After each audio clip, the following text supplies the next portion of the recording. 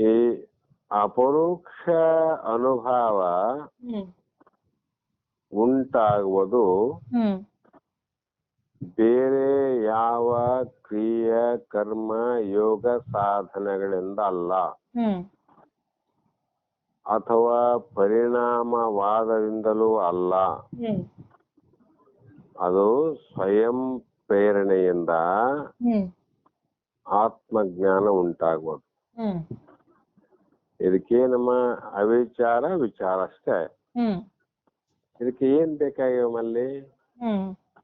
ಕಾಯಿ ಇಲ್ಲ, ಕರ್ಪೂರ ಇಲ್ಲ, ಊದುಬತ್ತಿಲ್ಲ, ಪ್ರಸಾದ ಇಲ್ಲ, ಏನೇನು ಒಂದಿಲ್ಲದೆ ಸ್ವಯಂ ಪ್ರಕಾಶದಿಂದ ಉಂಟಾಯಿತು ಈ ಜ್ಞಾನ. ಹೌದಿಲ್ಲಮ್ಮ? ಬರೀ ಮಾತಿನಿಂದ ಉತ್ಪತ್ತಿ ಆದದ್ದು ಜ್ಞಾನ. ಅದಕ್ಕೆ ವಚನ ಅಂತ ಕರೆದ್ರು ಮಹಾತ್ಮರು. ಅದು ಹೇಗೆ ಆಗ್ತದ, ಯಾವಾಗ ಆಗ್ತದ ಅಂತ ಹೇಳಕ್ ಬರಂಗಿಲ್ಲ.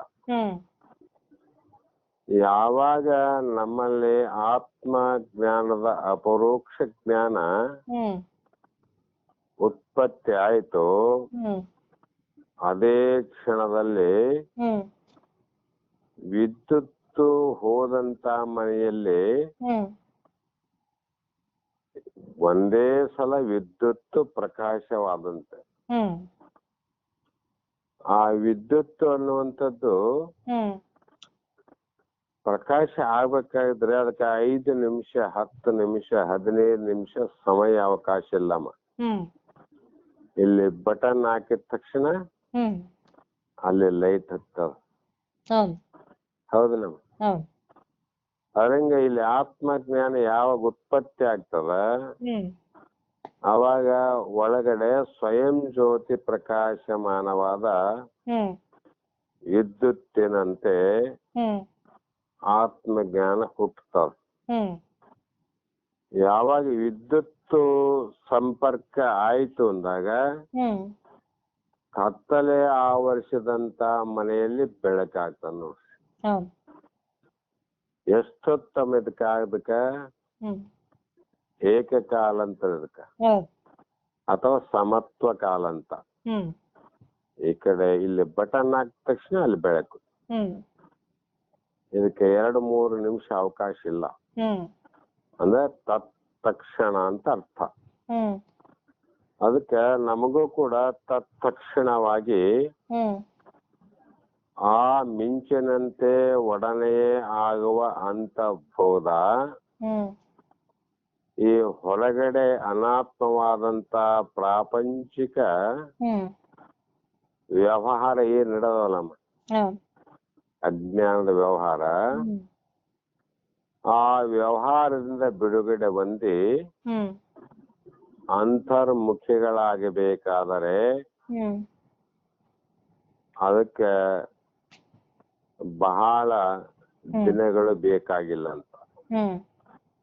ಬಟನ್ ಹಾಕೋದು ಬೇಕಷ್ಟು. ಈ ಬಟನ್ ಹಾಕದೆ ಬೆಳಕನ್ನ ಪಡೆಯಲಿಕ್ಕೆ ಸಾಧ್ಯ ಇಲ್ಲ.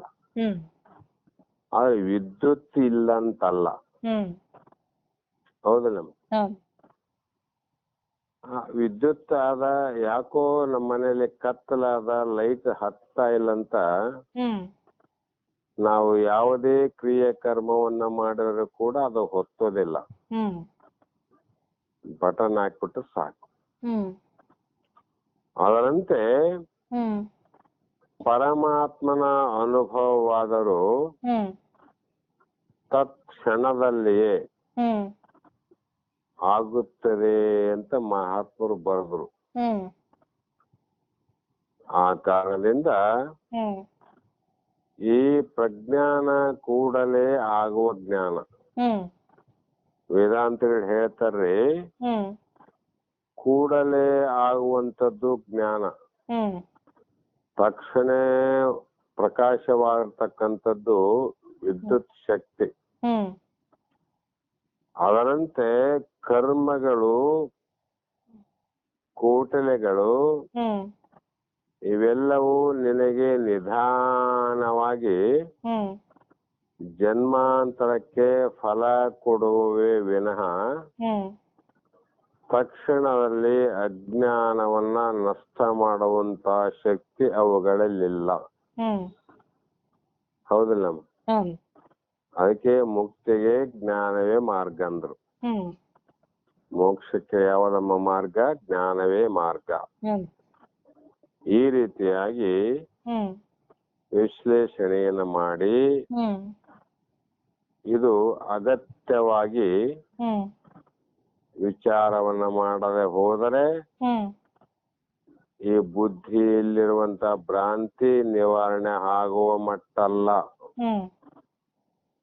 ಈ ಕಾರ್ಯವನ್ನ ಮಾಡಿದ್ದಾದರೆ ಕತ್ತಲು ತಕ್ಷಣ ಹೊರಟು ಹೋದಂತೆ, ಹಾವು ತಕ್ಷಣ ಹೊರಟು ಹೋದಂತೆ ನನ್ನಲ್ಲಿ ಇರುವಂತ ಜೀವತ್ವ ಭಾವ ಅನ್ನುವುದು ತಕ್ಷಣವೇ ನಾಶವಾಗುತ್ತದೆ. ಅದಕ್ಕಾಗಿ ಅನಂತ ತತ್ವಶಾಸ್ತ್ರ, ಮತಧರ್ಮಗಳು ಒಬ್ಬ ಸಾಧಕನ ಮನಸ್ಸನ್ನ ಪರಮಾತ್ಮನ ಅಪರೋಕ್ಷ ಅನುಭೂತಿಗೆ ಸಿದ್ಧ ಮಾಡುವಂತ ಸಲಕರಣೆಗಳು. ಅಪರಿಚ್ಛಿನ್ನನಾದ ಆತ್ಮ, ಪರಿಚ್ಛಿನ್ನ ಅಂದ್ರೆ ಬೇರೆ ಬೇರೆಮ್ಮ, ಅಪರಿಚ್ಛಿನ್ನ ಅಂದ್ರೆ ಗಗನದಂತೆ ನಿರವಯವ. ಆತ್ಮನು ಮತ ಧರ್ಮಗಳಿಂದಾಗಲಿ ತತ್ವಶಾಸ್ತ್ರ ಅಧ್ಯಯನದಿಂದಾಗಲಿ ಇದು ನಾವು ಪಡೆಯುವಂತ ವಸ್ತು ಅಲ್ಲ. ಆದರೆ ಅವು ನಮ್ಮ ಗುರಿಯ ಸಾಧನೆಗೆ ಕೆಲವು ಉಪಕರಣಗಳು. ಅದಕ್ಕಾಗಿ ಕೆಲವರು ತೀರ್ಥಯಾತ್ರೆ, ಹವನ, ಹೋಮ, ವ್ರತ, ಜಪ, ಕೆಲವು ಹಾರೈಕೆಗಳು, ಕೆಲವು ತಪಸ್ಸುಗಳು, ಕೆಲವು ಧ್ಯಾನಗಳಂತೆ ಅವು ಸಾಧನ ಮಾರ್ಗಗಳೇ ವಿನಃ ಸಾಧ್ಯವಾದ ಮಾರ್ಗವು ಅಲ್ಲ. ಅಂದ್ರೆ ಅವನ್ನ ಅಲ್ಲಗಳಿಲ್ಲ ನೋಡಮ್ಮ ಇಲ್ಲಿ ಶಾಸ್ತ್ರ. ಅವು ಸಾಧನೆ ಮಾಡಬೇಕಾದ್ರೆ ಬೇಕು ಅಂತ. ಆದರೆ ಇವು ಎಲ್ಲಿಯವರೆಗೂ ಅಂದ್ರೆ ಜ್ಞಾನ ಮಾರ್ಗ ಸಿಗದವರೆಗೂ, ಆಧ್ಯಾತ್ಮದ ತತ್ವಜ್ಞಾನದ ಅಭಾವ ಇದ್ದಾಗ ಅವು ಎಲ್ಲಿಯವರೆಗೂ ನಿನಗ ದೊರೆಯದಿಲ್ವೋ ಅಲ್ಲಿಯವರೆಗೂ ಈ ಕಾರ್ಯವನ್ನ ಮಾಡಲು ತಪ್ಪಲ್ಲ. ಸಾಧನ ಮಾರ್ಗ ಅದು ಯಾವ ಮಾಧ್ಯಮದಿಂದಲೂ ದೊರೆಯುವ ವಸ್ತುವಲ್ಲ. ಧ್ಯಾನದಿಂದ ದೊರೆಯೋದಲ್ಲ, ತಪದಿಂದಲ್ಲ, ಹರಕೆಯಿಂದಲ್ಲ, ಜಪದಿಂದಲ್ಲ, ವ್ರತದಿಂದಲ್ಲ. ಯಾವ ತೀರ್ಥಯಾತ್ರೆ, ಹವನ, ಹೋಮ ಮಾಡಿ ಅದು ಪಡೆಯೋದಲ್ಲ ಆತ್ಮ. ಆ ಕಾರಣಕ್ಕಾಗಿ ಯಾವ ಉಪಕರಣವನ್ನ ನೀನು ಬಲಿಷ್ಠವಾಗಿ ಅದರಿಂದ ಪಡೆಯುವನು ಎನ್ನುವ ಭಾವ ಇದ್ರೆ ಆ ಉಪಕರಣವು ಕೂಡ ಆತ್ಮನನ್ನ ತೋರಿಸಿ ಕೊಡಲಾರದು. ಆತ್ಮನನ್ನ ಕಂಡಿಡಕ್ಕಾಗಲ್ಲ ಅದು. ಯಾಕಂದ್ರೆ ಅದು ನಿರ್ಗುಣ ಅದ, ನಿರಾಕಾರದ, ನಿಷ್ಕ್ರಿಯನಾದ. ಮತ್ತೆ ಯಾವುದೇ ಕ್ರಿಯೆಯನ್ನ ಮಾಡಿ ತೋರಿಸಬಹುದು, ಯಾವುದೇ ಕರ್ಮವನ್ನ ಮಾಡಿ ತೋರಿಸಬಹುದಲ್ಲಮ್ಮ. ಹೀಗೆ ಮಾಧ್ಯಮಗಳಲ್ಲಿ ಅಥವಾ ಯಂತ್ರಗಳಲ್ಲಿ ಅನಂತ ವಿಚಿತ್ರತೆಯನ್ನು ನೋಡುವ ಸಂಭವ ಈಗ ಉಂಟು ಲೋಕದಲ್ಲಿ. ಈಗ ಏನು ಹೇಳ್ತವ ರಾಬರ್ಟ ಏನು ಹೇಳ್ತಾರಲ್ಲಮ್ಮ, ರೋಬೋಟ್. ರೋಬೋಟ್ ಎಲ್ಲಾ ಕ್ರಿಯೆಯನ್ನು ಮಾಡ್ತದ ನೋಡಮ್ಮ. ಆದರೆ ಪರಮಾತ್ಮನನ್ನ ತೋರಿಸಿಕೊಡುತ್ತದೇನು? ಇಲ್ಲ. ಅದೇ ಪ್ರಕಾರವಾಗಿ ಅವೆಲ್ಲವೂ ತೋರಿಸಿ ಕೊಡಲಾರವು. ಆಕಾಶಕ್ಕ, ಚಂದ್ರಮಂಡಲಕ್ಕ, ಸೂರ್ಯಮಂಡಲಕ್ಕೂ ಅವು ಹೋಗಿ ಬರಬಹುದು, ಹೌದಲ್ಲಮ್ಮ? ಆದ್ರೆ ಆ ದೇವರನ್ನ, ಆತ್ಮನನ್ನ ಅರಿಯಲಾರವು. ಕಾರಣ ಇದು ಹೇಗೆ ಆಗುತ್ತದೆ ಅಂದ್ರೆ, ಗುರುವಿನ ಉಪದೇಶವು ವೇದಾಂತ ಶಾಸ್ತ್ರಗಳು. ಇದರ ಅನುಭವವನ್ನು ಯಾವುದರಿಂದ ಉಂಟಾಗುತ್ತದಂದ್ರೆ ಗುರುವಿನ ಉಪದೇಶ. ಗುರುವಿನ ಉಪದೇಶ ಅದು ಹೇಗಿರಬೇಕು? ವೇದಾಂತ ಶಾಸ್ತ್ರಗಳ ಮುಖೇನೆ ಅದರ ಅನುಭವವನ್ನ ಉಂಟು ಮಾಡುವವು. ಆದರೆ ಅವೆಲ್ಲವೂ ಅಗತ್ಯ. ಶಾಸ್ತ್ರಗಳು ಅಗತ್ಯ, ಗುರುವಿನ ಹೇಳುವಂತ ಶ್ರವಣದ ಅವಶ್ಯಕತೆ.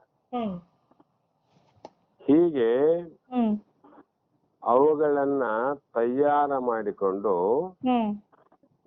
ಉತ್ಪತ್ತಿಯನ್ನು ಮಾಡಿಕೊಂಡಾಗ ಆ ಮನಸ್ಸು ಬಾಹ್ಯ ವಿಷಯಗಳಿಂದ ಬಿಡಿಸಿ ಆ ಮನಸ್ಸನ್ನ ಒಳಕ್ಕೆ ಹಿಡಿದುಕೊಳ್ಳಬೇಕಾದರೆ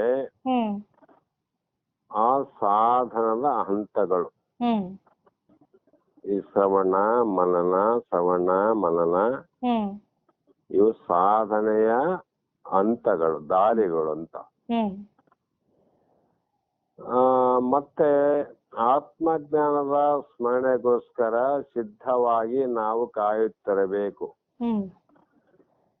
ಕಾಲ ಒದಗಿದಾಗ ಅದು ಮಿಂಚಿನಂತೆ ಥಟ್ಟನೆ ತಾನಾಗಿ ಕಾಣಿಸಿಕೊಳ್ಳುವುದು. ಕತ್ತಲು ಕರೆಂಟ್ ಹೋದಾಗ ಕತ್ತಲಲ್ಲಿ ಸುಮ್ಮನೆ ಕಾಯ್ತೀವಿಲ್ಲ ದಾರಿ, ಕರೆಂಟ್ ಯಾವ ಬರ್ತದ ಅಂತ ಕಾಯ್ತಾ ಇರ್ತೀವಿ. ಅದು ಯಾವ ಕ್ಷಣದಲ್ಲಿ ಅದು ಬರ್ತದ ಅದರ ಬೆಳಕಿನ ಅನುಭವ ಆಗ್ತದ ನಮ್ಗೆ. ಅದು ಬರುವವರೆಗೂ ನಾವು ಕಾಯಬೇಕಲ್ಲ. ಬಂದ ಮೇಲೆ ಅದನ್ನ ಕಾಯುವ ಅವಶ್ಯಕತೆ ಇಲ್ಲ. ಬೆಳಕಾದ್ಮೇಲೆ ಮತ್ತೆ ಕರೆಂಟ್ ಬರ್ಲಿ ಅಂತಾರ ಯಾರನ್ನ? ಅನ್ನೋದಿಲ್ಲ. ಅವರಂತೆ ನಮ್ಮ ಸ್ವರೂಪವೇ ಆತ್ಮ ಆಗಿರುವುದರಿಂದ ಬೇರೆ ಎಲ್ಲಿಂದಲೂ ಅದನ್ನು ತರಬೇಕಾದದ್ದಲ್ಲ ಮತ್ತು ಅದು ಟ್ರಾನ್ಸ್ಪೋರ್ಟ್ಗೆ ವಸ್ತು ಬಂದಂತೆ ಬರಬೇಕಾದದ್ದಲ್ಲ. ಹೌದಿಲ್ಲ? ಅದು ನೇರವಾಗಿ ನಮ್ಮಲ್ಲೇ ಇರುವಂತ ವಸ್ತು. ಅದು ನಾನೇ ಅಂತ ಅರ್ಥವನ್ನ ಮಾಡಿಕೋಂತ ಇಲ್ಲಿಯವರೆಗೆ ಹೇಳಿ, ಮತ್ತ ಮುಂದಿನ ಶ್ಲೋಕದಲ್ಲಿ ಅನಾದಿತ್ವಂ ಅವಿದ್ಯಾಯ ಕಾರ್ಯ ಶಾಪಿ ತತೇಷ್ಯತೆ ಉತ್ಪನ್ನಾಯಂ ತು ವಿದ್ಯಾಯಮಾ ಅವಿದ್ಯಾ ಕಮನಾದ್ಯಪಿ ಪ್ರಬೋಧೆ ಸ್ವಪ್ನವತ್ ಸರ್ವಂ ಸಹ ಮೂಲಂ ವಿನಶ್ಯತಿ ಅನಾದ್ಯಪೀರಂ ನೋ ನಿತ್ಯಂ ಪ್ರಾಗ್ಭಾವ ಇವ ಸ್ಫುಟಂ. ಅಂದರೆ ಅವಿದ್ಯಾಯ ಅಂದ್ರೆ ಅಜ್ಞಾನ. ಆ ಅಜ್ಞಾನದ ಕಾರ್ಯಶ ಅತಿ ಅಂದ್ರೆ ಅದರ ಕಾರ್ಯ. ಅಜ್ಞಾನ ಕಾರಣಮ, ಅದರ ಕಾರ್ಯ ಬೇರೆ. ಹಾವಿನಲ್ಲಿ ಅಜ್ಞಾನ ಕಾರಣ ಆಯ್ತಲ್ವ ಹಾವು ನೋಡಕ್ಕ. ಹಾವು ನೋಡ್ಲಿಕ್ಕೆ ಕಾರಣ ಆಯ್ತು. ಜ್ಞಾನ ಇದ್ರೆ ಆತಿದ್ದಿಲ್ಲ. ಅಜ್ಞಾನ ಕಾರಣವಾದಕ್ಕೆ ಹಾವು ತೋರ್ತು. ಅಷ್ಟೇ ಆಗ್ಲಿಲ್ಲ, ಹಾವಿನ ಭಯ ಭೀತಿ ಮತ್ತೆ ಕಾರ್ಯ ಅದು ನೋಡಮ್ಮ. ಅದು ಕಚ್ಚುತ್ತದ, ವಿಷ ಅದ, ಹಲ್ಲಾದ, ಇವೆಲ್ಲ ಕಚ್ಚಿದರೆ ಸಾಯುತ್ತೇನೆ ಅನ್ನುವಂತ ಕಾರ್ಯಗಳು ಪ್ರಾರಂಭ ಆದವು. ಇದಕ್ಕೆಲ್ಲ ಕಾರಣ ಯಾವ್ದಮ್ಮ? ಅಜ್ಞಾನ, ಅವಿದ್ಯೆ ಅಂತ. ಹೀಗೆ ಅವಿದ್ಯೆಯು ಕಾರ್ಯವು ಕೂಡ ಅನಾದಿ ಎಂಬುದು ಒಪ್ಪುತ್ತದೆ. ಇಲ್ಲಿ ಮೂಲ ಶಿಷ್ಯ ಪ್ರಶ್ನೆ ಮಾಡಲ್ಲ ನಮ್ಮ. ಈ ಅಜ್ಞಾನ ಅನ್ನುವಂಥದ್ದು ಜ್ಞಾನದ ಜೊತೆಯಲ್ಲೇ ಇದೆ ಅಂದ್ರೆ ಆ ಜೊತೆಯಾಗಿರುವಂತ ಅನಾದಿ ಕಾಲದ ಅಜ್ಞಾನ ಅದು ಜ್ಞಾನವಾದರೂ ಕೂಡ ಹಾಗೆಯೇ ಉಳಿಯಬಹುದು. ಅದಕ್ಕೆ ನಾಶ ಹೇಗೆ ಎನ್ನುವುದನ್ನು ಶಿಷ್ಯ ಪ್ರಶ್ನೆ ಮಾಡ್ಯಾನ. ಅದಕ್ಕಾಗಿ ಈ 2-3 ಶ್ಲೋಕವನ್ನು ಹೇಳ್ತಾ ಬಂದದ್ದು. ಜ್ಞಾನವು ಉತ್ಪನ್ನವಾದಾಗ ಅವಿದ್ಯಾ ಕಾರ್ಯವೆಲ್ಲ ಅನಾದಿಯಾಗಿದ್ದರೂ ಜ್ಞಾನ ಆದ್ಮೇಲೆಮ್ಮ ಮೊದಲಂತೆ ಪ್ರಪಂಚ ಇರ್ತದ,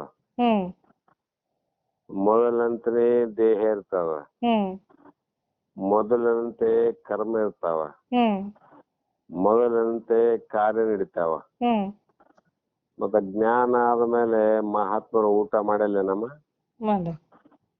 ಜ್ಞಾನ ಆದ್ಮೇಲೆ ಸ್ನಾನ ಮಾಡಲ್ಲ ನಮ್ಮ, ಮಾಡ್ಯಾರ. ಜ್ಞಾನ ಆದ್ಮೇಲೆ ಬಟ್ಟೆ ಹಾಕಿಲ್ಲಮ್ಮ, ಹಾಕ್ಯಾರ. ಮತ್ತು ಅಜ್ಞಾನದಲ್ಲಿ ಎಲ್ಲರೂ ಹಾಕ್ತೀವಲ್ಲಮ್ಮ. ಜ್ಞಾನ ಆಗದೆ ಇರುವಂತ ಅಜ್ಞಾನಿಗಳು ಕೂಡ ಹಸಿವಾದ್ರೆ ಊಟ ಮಾಡ್ತಾರ, ಮೈ ಮುಚ್ಚಿಕೊಳ್ಳಲಿಕ್ಕೆ ಬಟ್ಟೆ ಹಾಕ್ತಾರ, ಕೃಷಿ ಆದ್ರೆ ನೀರ್ ಕುಡಿತಾರ, ಎಲ್ಲ ಕರ್ಮನ್ ಮಾಡ್ತಾರಲ್ಲಮ್ಮ. ಮತ್ತೆ ಅವ್ರಿಗೂ ಜ್ಞಾನಿ ಅಂತ ಅನ್ಬೋದಲ್ಲ, ಅವ್ರಿಗೆ ಅನ್ನೋಕ್ಕಾಗಲ್ಲ. ಅವನು ಅದೇ ಕಾರ್ಯ ಮಾಡ್ತಾನ, ಜ್ಞಾನಿಯು ಅದೇ ಪ್ರಕಾರ ಕರ್ಮ ಮಾಡ್ತಾನಂದ್ರೆ ಇವರಿಗೆ ಜ್ಞಾನಿ ಇವರಿಗೆ ಅಜ್ಞಾನಿ ಅಂತ ಹೇಗೆ ಕರಿಬೇಕು ಅಂದ್ರೆ ಈ ಒಂದು ಅವಿದ್ಯೆಯ ಕಾರ್ಯ ಜ್ಞಾನವನ್ನ ಪಡೆದುಕೊಂಡು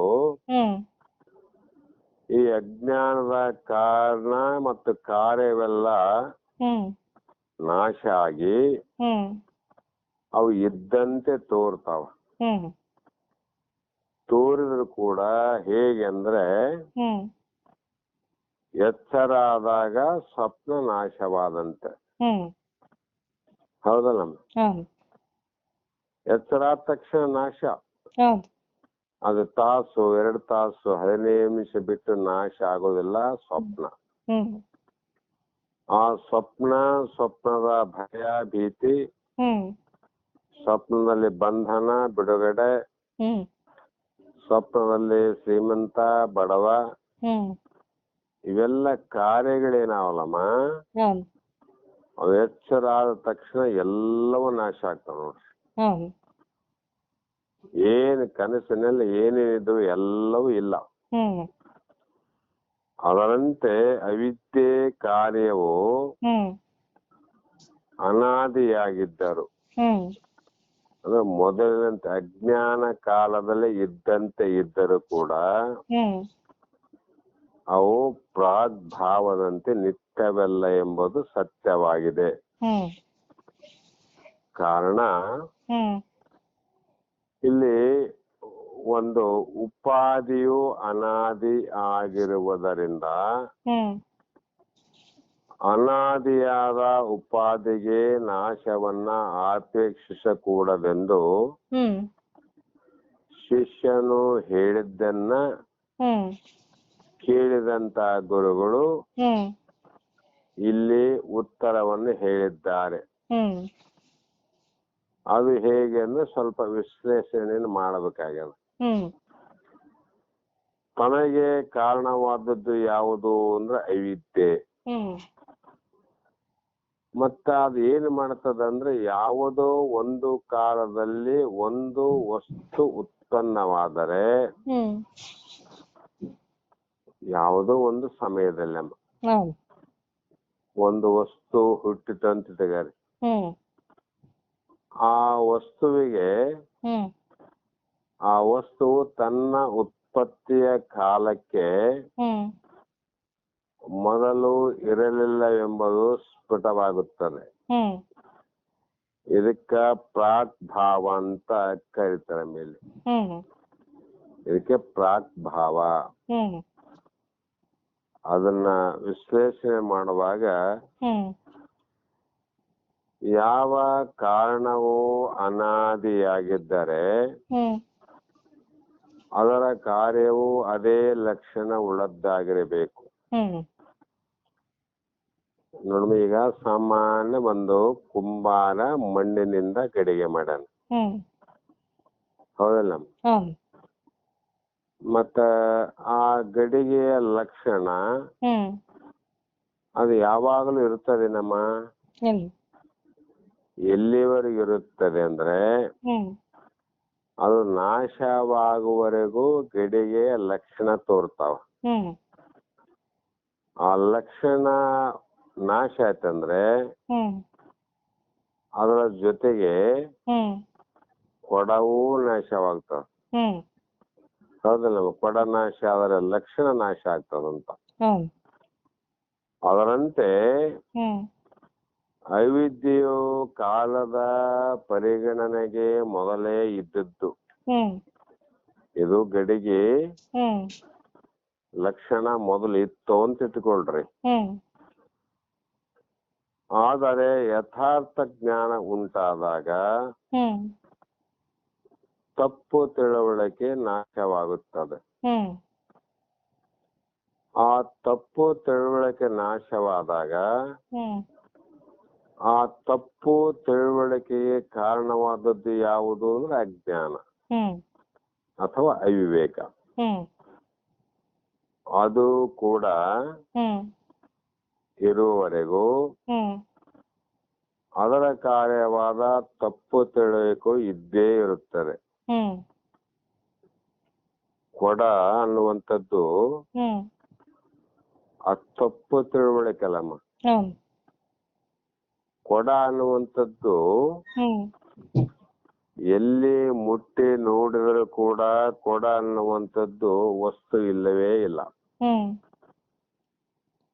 ಅಲ್ಲಿ ಇರ್ತಕ್ಕಂತ ವಸ್ತು ಯಾವ್ದಮ್ಮ? ಮಣ್ಣು. ಮಣ್ಣು ಇರುವುದು, ಆ ಮಣ್ಣನ್ನೇ ಕೊಡ ಅಂತ ತಪ್ಪು ತಿಳಿಯುವುದು.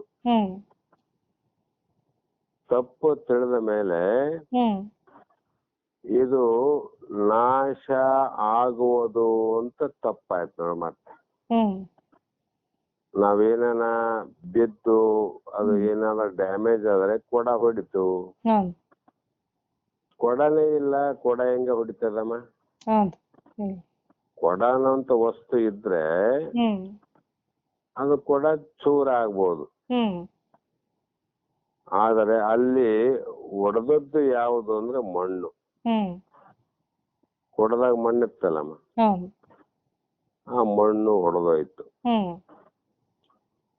ಹೊಡೆದ್ರೆ ಅದರ ಲಕ್ಷಣ ಏನು ಹೋಗದೆ ನಮ್ಮ? ಇಲ್ಲ. ಯಾಕಂದ್ರೆ ಪೂರ್ವದಲ್ಲಿ ಇದ್ದಂತ ಮಣ್ಣು ಕೊಡ ಆದಾಗನು ಇತ್ತು, ಕೊಡ ಒಡೆದಾಗ ಕೂಡ ಇರುವುದು. ಇದರ ಜ್ಞಾನ ಆಯ್ತು ಅಂದ್ರೆ ನಮಗೆ ತೋರುವ ವಸ್ತುವೆಲ್ಲ ಒಂದೇ ಅನಿಸ್ತದ ಮೇಡಮ್. ಈಗೇನಾಯ್ತು? ಕೊಡ ಬೇರೆ, ಮಣ್ಣು ಬೇರೆ, ಮಡುಕು ಬೇರೆ. ನಾಶರಹಿತವಾಗಿ ಇರುವಂತ ಮಣ್ಣಿಗೆ ನಾಶದ ಆರೋಪವನ್ನ ಮಾಡಿ ತಪ್ಪನ್ನ ತಿಳಿದುಕೊಂಡಿದ್ದೇವೆ. ಹೀಗೆ ನಮಗೆ ಅಜ್ಞಾನಕ್ಕೆ ಹಲವು ಕಾರಣವಾದದ್ದು ಯಾವುದಂದ್ರ ಕತ್ತಲೆ ಅಂತ. ಕತ್ತಲಲ್ಲಿ ಯಾವ ವಸ್ತು ನಾವೇ ಮನೆಯಲ್ಲಿ ಇಟ್ಟಿದ್ದೇವೆ, ಅದರ ಇಟ್ಟಂತ ಅನುಭವ ಗೊತ್ತಿದೆ, ಅದರ ನಿಶ್ಚಯ ಜ್ಞಾನ ಕೂಡ ಇದೆ. ಕತ್ತಲಾದಾಗ ನಾವು ಇಟ್ಟಂತ ವಸ್ತುಗಳೇ ನಮ್ಗ್ ಕಾಣೋದಿಲ್ಲ. ವಸ್ತು ನಾವೇ ಇಟ್ಟಿಲ್ಲ ಮಲ್ಲಿ, ವಸ್ತು ಇಲ್ಲೇನೀಗ ಇದೆ. ಆದರೆ ಕತ್ತಲು ಇದ್ದ ಕಾರಣ ಗೋಚರ ಆಗಲಾರವು. ಅದರಂತೆ ಆತ್ಮ ಜ್ಞಾನ ಆಗುವವರೆಗೂ ನಮ್ಮ ಸ್ವರೂಪದ ಜ್ಞಾನ ನಮಗೆ ಆಗುವುದಿಲ್ಲ. ಜ್ಞಾನ ಅಂದ್ರೆ ಬೆಳಕಿದ್ದ ಕಡೆ ಕತ್ತಲು ಇರುವುದಿಲ್ಲ. ಜ್ಞಾನ ಇದ್ದ ಕಡೆ ಅಜ್ಞಾನ ಇರಲು ಸಾಧ್ಯವಿಲ್ಲ. ಮತ್ತು ಎರಡೂ ಕೂಡಿನೂ ಇರ್ಲಿಕ್ಕೆ ಬರೋದಿಲ್ಲ. ಯಾಕೆ ಅಂದ್ರೆ ಒಂದು ಇದ್ದಾಗ ಇನ್ನೊಂದು ಇರುವುದಿಲ್ಲ. ಇವು ಪರಸ್ಪರ ವೈರಿಗಳಂತ, ಅಂದ್ರೆ ವಿರೋಧವಾದವು. ಆದ ಕಾರಣ ಬೆಳಕು ಕತ್ತಲೆಗಳು ಎರಡೂ ಒಂದೇ ಕಡೆ ಒಂದೇ ಕಾಲದಲ್ಲಿ ಒಟ್ಟಿಗೆ ಇರಲಿಕ್ಕೆ ಅಸಂಭವ. ಕತ್ತಲೆ ಬೆಳಕು ಇರ್ತದೆ ಇಲ್ಲಂತಲ್ಲ, ಬೆಳಕಿಲ್ಲದ ಕತ್ತಲೆ ಇರಬಹುದು. ಕತ್ತಲೆ ಇದ್ದಾಗ ಬೆಳಕು ಇಲ್ಲದೆ ಇರಬಹುದು. ಆದ್ರೆ ಎರಡೂ ಒಟ್ಟಿಗೆ ಕೂಡಿ ಇರಲಿಕ್ಕೆ ಅಸಾಧ್ಯ ಅಂತ. ಇದು ಅಸಂಭವ ಅಂದ್ರೆ ಅಸಾಧ್ಯವಾದ ಮಾತು. ಅದರಂತೆ ಅನಾದಿ ಕಾಲದಿಂದ ಗಾಢ ಅಂಧಕಾರದಿಂದ ತುಂಬಿದ್ದರೂ ಅಲ್ಲಿಗೆ ಬೆಳಕನ್ನು ತಂದರೆ ಸಾಕು, ಕತ್ತಲೆಯು ಕೂಡಲೇ ಓಡಿ ಹೋಗುವುದು. ಹೌದಿಲ್ಲಮ್ಮ? 50 ವರ್ಷ 100 ವರ್ಷ ಕತ್ತಲೆ ಇದ್ದಂತ ಒಂದು ಮನೆಯಲ್ಲಿ, ಪಾಳು ಮನೆ, ಹಾಳ ಮನೆಯಲ್ಲಿ 20 ವರ್ಷದಿಂದ ಕತ್ತಲೆ ತುಂಬಿದೆ. ಆ ಕತ್ತಲೆ ತುಂಬಿದ ಮನೆಯಲ್ಲಿ ಬೆಳಕನ್ನ ತೆಗೆದುಕೊಂಡು ಹೋದ್ರೆ ಸಾಕು, ಆ ತುಂಬಿದಂತ ಅಷ್ಟು ವರ್ಷದ ಕತ್ತಲೆ ಅದು ತಕ್ಷಣವೇ ನಿವೃತ್ತಿ ಆಗುವುದು. ಅದು ಒಂದು ದಿನದ್ದಲ್ಲಮ್ಮ, ವರ್ಷಗಟ್ಲೆ ಇದ್ದ ಕತ್ತಲಾದ್ರೂ ಕೂಡ ನಾಶ ಆಗ್ತದೆ. ಹಾಗೆ ಆತ್ಮ ಜ್ಞಾನ ಉದಿಸಿದ ಕೂಡಲೇ ಆ ಕತ್ತಲ ಮನೆಯಲ್ಲಿ ಬೆಳಕು ಉತ್ಪತ್ತಿಯಾದಂತೆ ನಮಗೂ ಕೂಡ ಆ ಆತ್ಮ ಜ್ಞಾನದ ಅರಿವು ಆದ ಕೂಡಲೇ ನಮ್ಮ ಸ್ವರೂಪದ ಬೆಳಕು, ನಮ್ಮ ಸ್ವರೂಪದ ಅನುಭವ ನಮಗೆ ಆಗುತ್ತವೆ. ಅದಕ್ಕಾಗಿ ಬಹಳ ದಿನದ ಆದ್ರಿ ಮತ್ತೆ ಅದೇಂಗ ಹೋಗ್ತದಂತ ವಿಚಾರವನ್ನ ಮಾಡಬೇಡ ಶಿಷ್ಯ. ಅನಂತ ಜನ್ಮಗಳಿಂದ ಇರುವಂತ ಅಜ್ಞಾನವೆಂಬ ಕತ್ತಲೆ ಇದು 20 ವರ್ಷದ ಕತ್ತಲೆ ಮನೆಯಲ್ಲಿ ಅದಂತ. ಹಲವು ಜನ್ಮದ ಅಜ್ಞಾನದ ಅಂಧಕಾರ,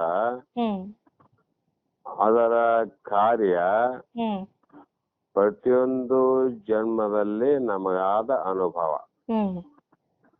ಪ್ರತಿಯೊಂದು ಜನ್ಮದಲ್ಲಿ ಹುಟ್ಟವನು ಮತ್ತೆ ಪ್ರತಿಯೊಂದು ಜನ್ಮದಲ್ಲಿ ಸಾಯುವವನು, ಇವೆಲ್ಲವೂ ಕೂಡ ಇವತ್ತಿನವಲ್ಲ, ಎಲ್ಲಾ ದೇಹದಲ್ಲಿ ಇವು ಇದ್ದಂತ ಅನುಭವ.